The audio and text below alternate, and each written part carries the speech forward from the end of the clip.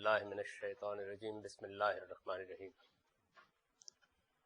خواتین و حضرات، قرآن مجید کی صورتوں میں نظم کی کیا نوعیت ہے، ہم اس کی چند مثالوں کا مطالعہ کر رہے تھے۔ اس کے بعد نتیجہ ہے۔ نتیجے کا مطلب بالکل وہی ہے جو آپ نے پرانے زمانے میں بچپن میں سنا ہوگا کہ ایک کتا منہ میں ایک گوشت کی بوٹی لیے چلا جا رہا تھا، جیسے ہی وہ ایک دریا کے پاس سے گزرا اس نے اپنا عکس اس میں دیکھا اور خیال ہوا کہ یہ تو ایک اور گوشت کا ٹکڑا موجود ہے، وہ فوراً اس پر پل پڑا، اپنا بھی ہاتھ سے گیا۔ تو نیچے لکھا ہوتا ہے کہ بچوں لالچ بری بلا ہے۔ تو یہ گویا نتیجہ گویا بات کا نکال دینا، یعنی یہ تو اس کی ایک سادہ مثال ہے، نتیجہ نکال دو۔ ظاہر بات ہے قرآن مجید میں جو مباحث ہوتے ہیں وہ پھر کسی خاص نتیجے تک پہنچا دیے جاتے ہیں۔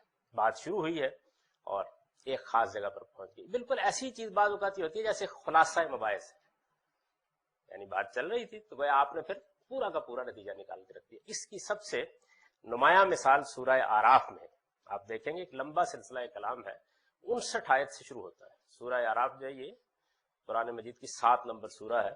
اس میں مختلف پیغمبروں کی بعثت کا ذکر ہوا ہے اور مسلسل ہو رہا ہے، یعنی سیدنا نوح سے شروع ہوا ہے، پھر اس کے بعد سیدنا لوط، سیدنا ہود، اور اسی طریقے سے سیدنا شعیب اور دوسرے رسولوں کا ذکر ہو رہا ہے کہ ہم نے ان کو ان کی قوموں کی طرف بھیجا۔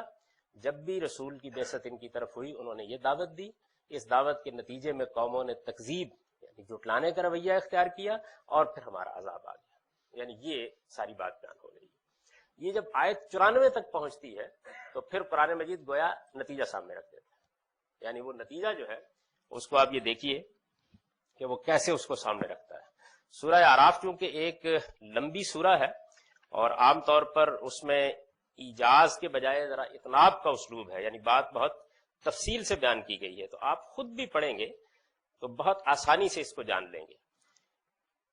میں نے اس طرح کی عرض کیا کہ پیچھے تمام پیغمبروں ایک ایک کا ذکر آ رہا ہے، ایک کے بعد دوسرے کا۔ وَإِلَىٰ مَدْيَنَ أَخَاهُمْ شُعَيْبًا، اور اسی طرح مدین کی طرف ہم نے ان کے بھائی شعیب کو بھیجا، ایک ایک کا ذکر آ رہا ہے اور ایک ہی چیز بیان ہو رہی ہے، یعنی انہوں نے ان کو دعوت دی، دعوت یہ تھی، اس کو انہوں نے جھٹلا دیا۔ جب انہوں نے جھٹلا دیا تو پھر اس کے بعد رسولوں کے بارے میں جو ہمارا قانون ہے اس کے تحت عذاب آ گیا، یعنی یہ بیان کیا جا رہا ہے۔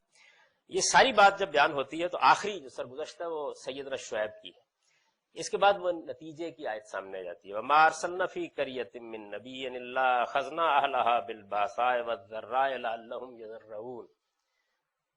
ان میں سے جس بستی کی طرف بھی ہم نے کسی نبی کو رسول بنا کر بھیجا ہے تو یہی ہوا کہ بستی والوں کو ہم نے تکلیفوں اور مصیبتوں کے ذریعے سے متنبع کرنا چاہا تاکہ وہ بات سننے کے لیے تیار ہو جائیں، پھر ہم نے اس بری صورتحال کو خوشحالی میں بدل دیا، لیکن یہ ساری تگ و دو بھی کسی کام نہ آئی اور بالآخر وہی نتیجہ نکلا جو تم پیچھے دیکھ چکے ہو۔ اور پھر اس بات کو آگے بڑھاتے بڑھاتے قرآن مجید نے کہا ہے کہ اگر یہ بستیوں کے لوگ بات مان لیتے تو ہم آسمان سے ان کے لیے اپنی برکتوں کے دروازے کھول دیتے، لیکن یہ ماننے کے لیے تیار نہیں ہوئے۔ یہ کیا اس بات سے بے خوف تھے کہ ہمارا عذاب رات میں ان پر آ جائے، دن میں ان پر آ جائے۔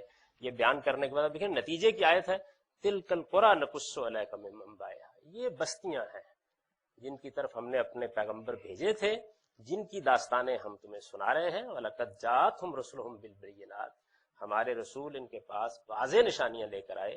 فَمَا كَانُوا لِيُؤْمِنُوا بِمَا كَذَّبُوا مِن قَبْلُ، لیکن یہ لوگ ایمان لانے کے لیے تیار نہیں۔ اور پھر اس کے بعد یعنی آگے کلام بڑھتا چلا جاتا ہے۔ وہ یوں سمجھ لیجئے کہ خلاصہ کلام، نتیجہ کلام یہ سامنے رکھ دیا جاتا ہے۔ اس کی ایک بہت اچھی مثال سورہ یوسف۔ سورہ یوسف میں ایک بڑی مفصل داستان سنائی گئی ہے، اور ظاہر ہے کہ اس داستان کو سنانے سے مقصود قریش کے سامنے بھی یہ آئینہ رکھ دینا ہے کہ تمہارے ساتھ کیا ہونے والا ہے، اور رسول اللہ صلی اللہ علیہ وسلم کو بھی یہ بتانا ہے کہ اس وقت جو مشکلات آ رہی ہیں یہ یوسف پر کس طریقے سے آئی تھیں اور پھر کیا نتیجہ نکلا تھا۔ تو جیسے ہی وہ داستان ختم ہوتی ہے اس کے بعد نتیجے کی آیات سامنے آ جاتی ہے۔ یہ دیکھیے ہمارا یہی طریقہ رہا ہے کہ جو لوگ بھی تقوی اور صبر کا رویہ اختیار کرتے ہیں رسولوں کی بعثت کے بعد، ان کو ہم کبھی بھی اس دنیا کے اندر خائب و خاسر نہیں کرتے، بلکہ اچھا رویہ اختیار کرنے والوں کا اجر ضائع نہیں ہوتا۔ یعنی اس اصول کو وہ ایسٹیبلش کر دیا، اور پھر آخر میں سورج ایسی پہنچتی ہے تو نتیجہ ہمارے سامنے آ